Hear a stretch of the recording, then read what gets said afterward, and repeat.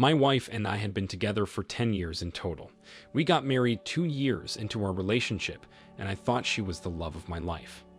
I wanted to be with her forever, die next to her, and spend the rest of my life next to her in the ground. Instead, she ruined all of that because she wanted some excitement in her life. When we met, our relationship was like a whirlwind. I could hardly imagine breathing without her next to me. We wanted to be together all the time, and we did everything together. There was so much passion in our relationship. Over time, that passion didn't disappear completely, but it diminished. I thought it was to be expected in a relationship that lasted as long as ours. We knew everything about each other. There was hardly anything left for us to learn. We were both busy with work and establishing our lives. We loved each other, but the fiery passion that we had was stifling.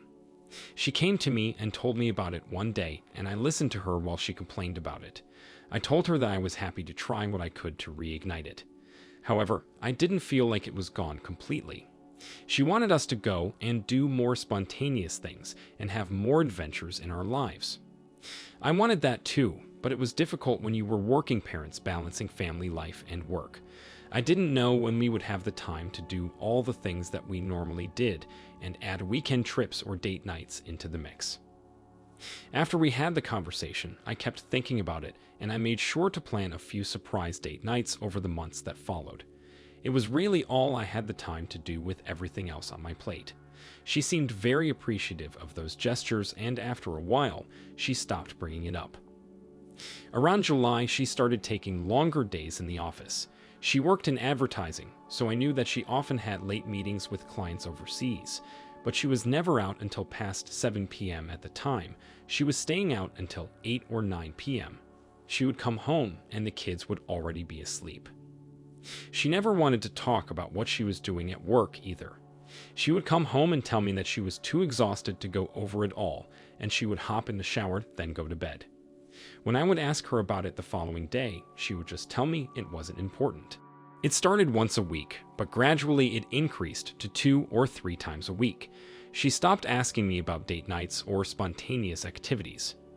One Saturday, when we were planning on going to the beach with our kids, I walked into her bathroom to find her taking pictures of herself in her bathing suit. From the position that she was in, they were very sensual pictures. It wasn't just a quick picture at all. It was like she was posing in them. I asked her what she was doing, and she just shrugged off the question and told me that she felt confident in the bathing suit and wanted to document it. I couldn't argue with anything like that. If she felt good in her skin, that was great for her. In hindsight, I knew that she was sending them to someone else. We went to the beach, and we got everything set up for the day ahead.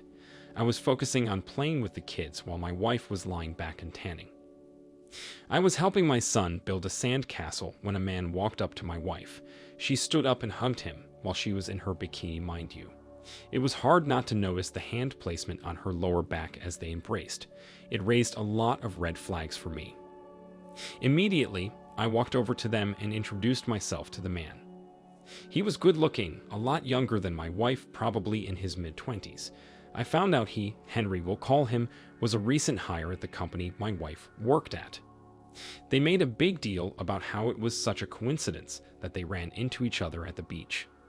Apparently, he had gone there alone and my wife invited him to join us. I was a little taken aback by it. I thought we were going there to spend time with our kids and she was inviting this coworker to join us.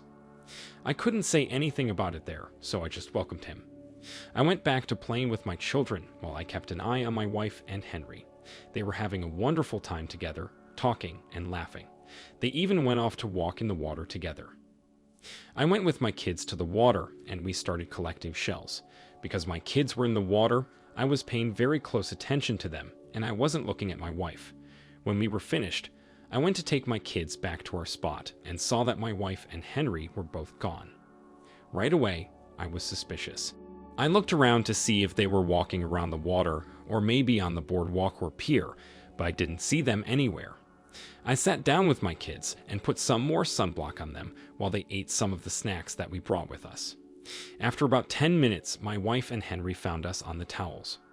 They were each carrying a few ice cream cones in their hands, and they told me that they had gone to go grab them.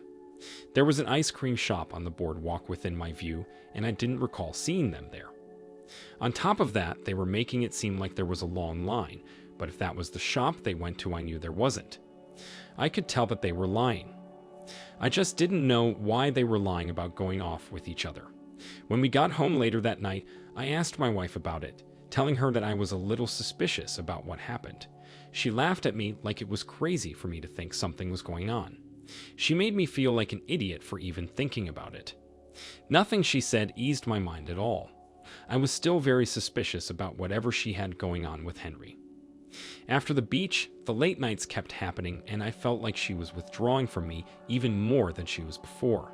That went on for a couple of months until I gave in and decided to hire a private investigator. It felt like an invasion of privacy, and I never wanted to be that partner, but there was something wrong, and my wife clearly wasn't going to be honest with me. The private investigator kept an eye on my wife for about a week before he came back to me with some intel. He produced several pictures of my wife with Henry. They were in their office after hours when everybody else had gone home. On top of that, he provided me with some video evidence of my wife's sneaking out of my house in the middle of the night to meet Henry in his car. They had sex right there in our driveway. I knew something was happening, but seeing the evidence made it real. It hurt more than anything I could have ever imagined. Honestly, when I saw it, a part of me died. I didn't know what to do. I thought she was the love of my life. She was my wife, and she was who I decided to spend my time on Earth with. I thought about what the investigator showed me over the next couple of days, trying to figure out what I wanted to do with the information I had. There was no way I would stay with my wife after what she did. After seeing the video of her sneaking out of our house, I knew that she went to sleep with him that day at the beach. Something in my gut told me that was the case. I didn't want to just divorce her, though. I wanted to get some kind of revenge on her. I really wanted her to regret what she did. It was the end of September when the private investigator gave me the information that he did. Every Halloween, my wife and I threw a Halloween party for all of our friends and coworkers. We both loved the holiday, and we went all out for it. I got my mom to watch our kids so we could actually let loose and not have to worry about them for a little while. I figured that humiliating my wife in front of all of her friends and coworkers was a worthy punishment. So I played it cool throughout the month, and I helped plan the party knowing that I was going to ruin it for her. When the day finally came, everybody showed up, and of course, she invited Henry. He was very friendly with my wife, and they were obviously eyeing each other all night long. About halfway through the party, before everybody was too drunk to forget about what I was going to say, I stood up on the coffee table and got everyone's attention. When everybody was looking at me, I told them everything. I told them about how I found out my wife was having an affair and how I thought she even snuck off while she was spending time with me and our kids to sleep with Henry.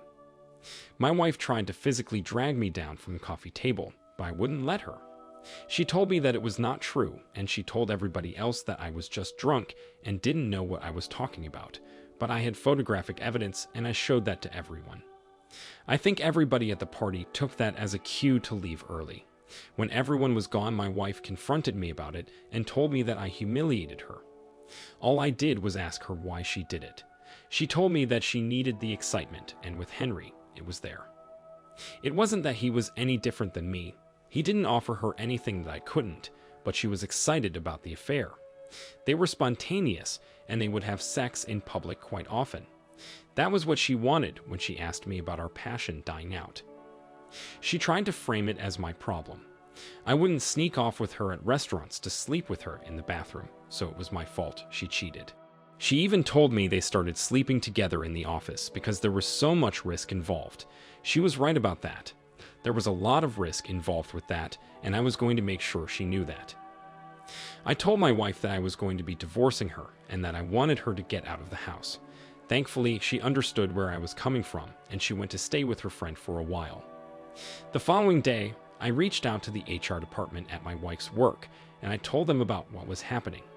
I sent them the pictures I had of her and Henry at the office. I found out that both my wife and Henry were fired from their jobs. My wife was pissed off at me about that, and she told me that because I got her fired, she was going to be going after alimony and the divorce settlement. We went through the divorce, and I kept everything, and she was owed absolutely nothing for me.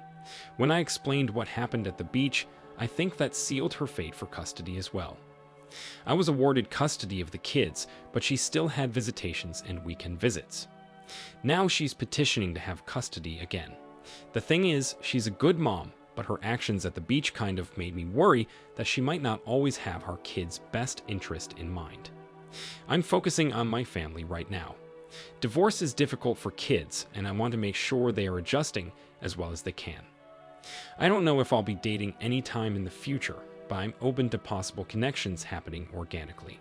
OP, your wife did come to you, and she expressed how she felt, but it doesn't seem like she really gave you much of a chance to fix the issues she saw in the relationship. It is natural for the passion to die down after a while in a relationship, so it seemed like she was really grasping at straws for something. I think that cheating and using needing excitement as an excuse is pitiful. She threw away her life and family for a little excitement. There is never a good excuse for it, don't get me wrong, but that seems like a cop-out. I agree. I think her actions at the beach definitely make it seem like she might not be looking out for your children as much as you. I think she'll have a hard time swaying any judge in her direction for custody. It's good that they both got fired from their jobs. It seems like she knew from the moment that she met him that she wanted to sleep with him, and that's what she did. Anyways, let's now move on to our next story. My girlfriend and I started dating in college during our senior year, and we had been together ever since. After graduation, she and I moved into a house with a couple of our other friends from school. None of us had great jobs, so we were kind of forced into that living situation because it was all we could afford. At the time, we didn't think about the issues that we would face living together so soon in our relationship. Now, as an adult with more experience, I would never start living with someone after only dating them for 6 months. At the time, though, it seemed like the best thing in the world. During the pandemic, we were both working at home, sharing a bedroom, and virtually unable to leave the house. Don't get me wrong, I loved her. Even though we had our difficulties, she was somebody that I saw myself being with forever. I honestly figured that a lot of the issues that we had were because of our proximity and just being around each other 24/7. Everybody needs space in a relationship, and it wasn't possible for us. When things started to improve and we were both able to work hybrid in our offices, we were very excited.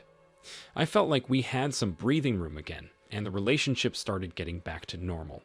We also started doing things to spend a little more time apart. That sounds bad, but I think we both realized it was what we needed for the relationship. I was very active in the fitness community, and she was learning how to play the guitar. After a couple of months of us being apart more often, things started to feel like they were back to normal. Throughout our entire relationship, our sex life had always been amazing. Even when we were arguing with each other, it never really slowed down. I started to notice after we were spending more time apart that she seemed less interested in me. I was so used to us having sex at least 4 or 5 times a week that it struck me as odd. I was the only one initiating it when it happened, which was also unusual. She didn't seem disinterested, but when we were finished, there was a disconnect. We weren't cuddling as much, or there wasn't as much pillow talk after. It felt impersonal. Over time, sex with us became more of a rarity.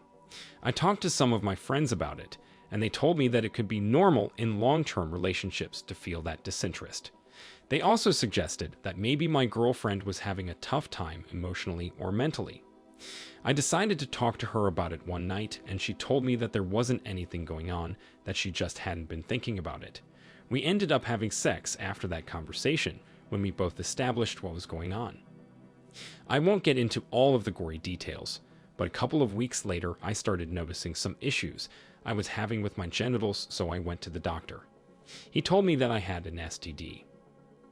I was surprised to hear that and immediately thought it was wrong.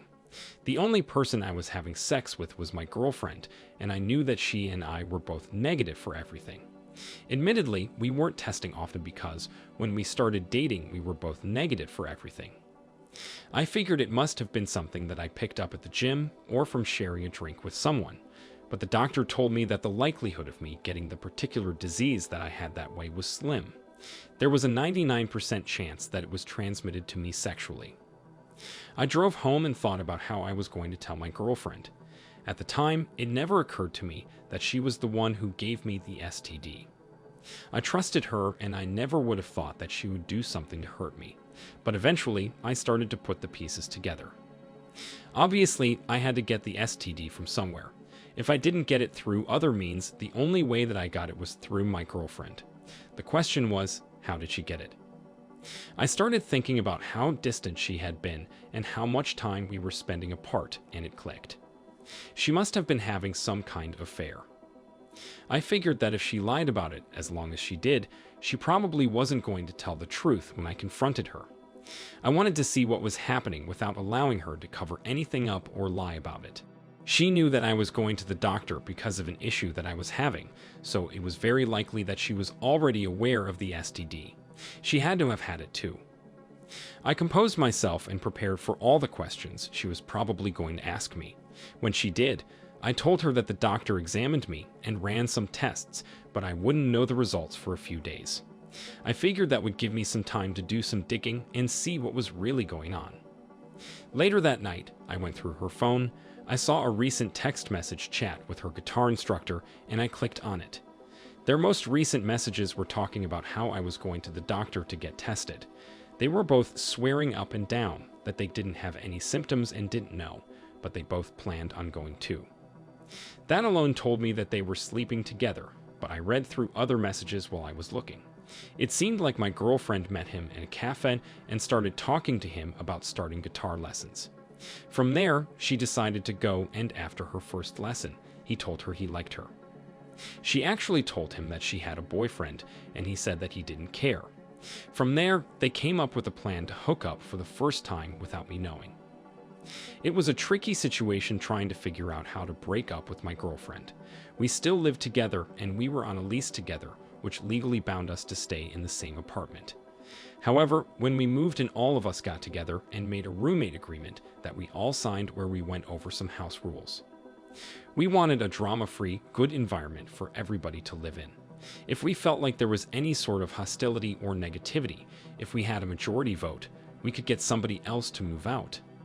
I didn't know if a document like that would hold up if I wanted my girlfriend to move out, but I figured I could at least bring it up. I sent myself evidence from those messages, and I pretended like everything was fine for the next couple of days. I read through our lease and the document that all four of us made together to try to figure out what my best option would be. I wanted my girlfriend out of the house. I knew it was going to be a struggle for her to find another place to live and to pay for it on her own, and I wanted her to go through that. My girlfriend kept asking me about the results of my test, and I kept lying to her and telling her that I was still waiting. I pulled my other roommates aside one day while she was out for her guitar lesson, and I told them about what was going on. They were as shocked as I was by the news, but they seemed to be on my side. She was a liar, and she was a cheater who would take that side. I told them about the document, and they said that if I wanted to stay, they would be on my side and would do what they had to help get her to leave. She came home later that day to find all three of us sitting in the living room and waiting for her. I told her everything, telling her that she transmitted an STD to me because of her affair, and that I knew about what was happening with her guitar instructor. She tried to apologize and pull me aside to explain what was happening in more detail, but I didn't want to listen. I told her that we needed to talk about the living arrangements because I was breaking up with her. After that, she started getting defensive. She clearly didn't want to move out. Our other roommates were on my side, and they were with me in voting to kick her out of the house. She said that she was going to stay because the document we had wasn't legally binding, but one of my roommates brought up that since we all agreed to it and signed it, it would likely hold up in court. I told my girlfriend that I was willing to go to court over the matter. I think she realized that the living situation was going to be uncomfortable, and she decided that moving out would probably be the best option for her. While she was in the process of doing that, I ended up going home for a week to avoid her. While I was there, I just kept thinking about the guitar instructor and how he said he didn't care that she was in a relationship. Clearly, if he was transmitting an STD to her, he was sleeping around recklessly. I looked him up online, and I saw that he had a decent following for his social media accounts. He was trying really hard to make a name for himself as a musician. A lot of the followers that he had thought he was cute and were shooting their shots with him. I decided to put an end to that. I commented on a bunch of his posts about how he gave an STD to my girlfriend. I left reviews on his business accounts, and I even made a TikTok to make a video explaining everything. He blocked me when he realized what was happening, but I made more accounts. It was to the point where he was turning comments off on some of his videos. The thing about not having comments on videos is that it gets less engagement. He was getting much less traction than he was before, which was my goal. When my girlfriend officially moved out, I went back home and I was happy to be without her. I'm just glad that it's over now. OP, it sounds like the relationship in general was pretty toxic, but it is a shame that it took an affair to bring attention to that. The pandemic put a lot of stress on a lot of couples, so I can understand what was happening with you guys then. It definitely seems like your girlfriend was looking for some kind of way out, and she found it with a guitar instructor. Cheating is never okay. If you're unhappy in a relationship, you should end it over cheating. It's a shame that she went about her affair the way that she did. It's common sense that if you are cheating on someone, you should be using protection to avoid transmitting a disease to them. It is reckless, immature, and frankly, disgusting. It's nice that your roommates were on your side and voted to kick her out of the apartment. No doubt that caused some extra drama with the house, and it seemed like they were averse to that. But now that she's gone, everything is probably going to be pretty good for you guys. Thank you all for taking the time to listen to today's stories. If you enjoyed listening, please feel free to like and subscribe if you haven't already. Also, comment below with your thoughts on what happened. If there is a story you would like to share with me about your own situation or someone else's, then please do not hesitate to contact me. Take care.